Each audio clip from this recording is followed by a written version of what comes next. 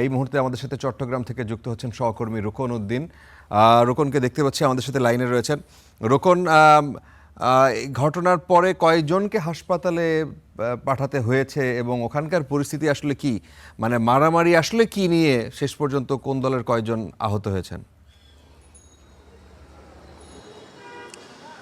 ফারাবি, আসলে মারামারি যেটি হয়, যে সংঘর্ষের সূত্রপাত, সেটি আসলে ফেসবুকে প্রথমেই বাকবিতণ্ডা হয় একটি গুপ্ত লেখা থেকে। মূলত এই যে সিটি কলেজের দেয়ালে আসলে একটি গ্রাফিতি লেখা হয় গুপ্ত শব্দ দিয়ে, সেখান থেকে মূলত এই যে সংঘর্ষ সেটির সূত্রপাত হয়।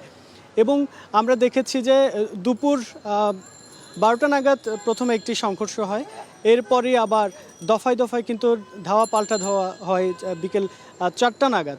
এরপর পুলিশ আসলে এসে, আইনশৃঙ্খলা বাহিনীর সদস্যরা এসে পরিস্থিতি নিয়ন্ত্রণে আনে। কিন্তু আমরা দেখেছি যে একেবারে সন্ধ্যার আগ মুহূর্ত পর্যন্তই এখানে দু দলের কিন্তু বেশ উত্তেজনাকর পরিস্থিতি কিন্তু বিরাজ করেছিল। এরপর আমরা দেখেছি ছাত্রদলের যে সকল নেতাকর্মীরা আছেন তারা কিন্তু সিটি কলেজের যে এলাকাটি রয়েছে আশপাশের এলাকায় তারা অবস্থান করেছেন, এবং এর মাঝখানে আমরা দেখেছি যে দুইটি ককটেল কিন্তু বিস্ফোরণ ঘটিয়েছে। কিন্তু কে এই ককটেলগুলো বিস্ফোরণ ঘটিয়েছে সেটি কিন্তু এখনও পর্যন্ত নিশ্চিত হতে পারেনি।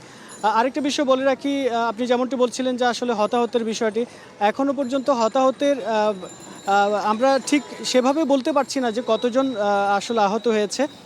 তবে আমরা এখানে স্থানীয় যারা আছে তাদের সাথে কথা বলেছি, এবং উভয় দলের যে সকল নেতাকর্মীরা রয়েছে তাদের সাথে আমরা প্রাথমিকভাবে জানতে পেরেছি উভয় দলেরই 10 থেকে 12 জনের মতো আহত হয়েছে।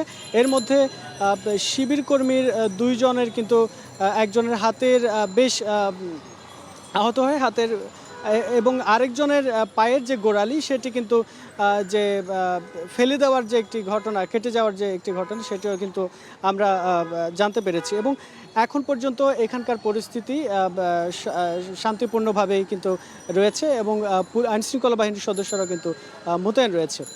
ফারাবি, অনেক ধন্যবাদ। রোকন উদ্দিন আমাদের সাথে যুক্ত হয়েছিলেন।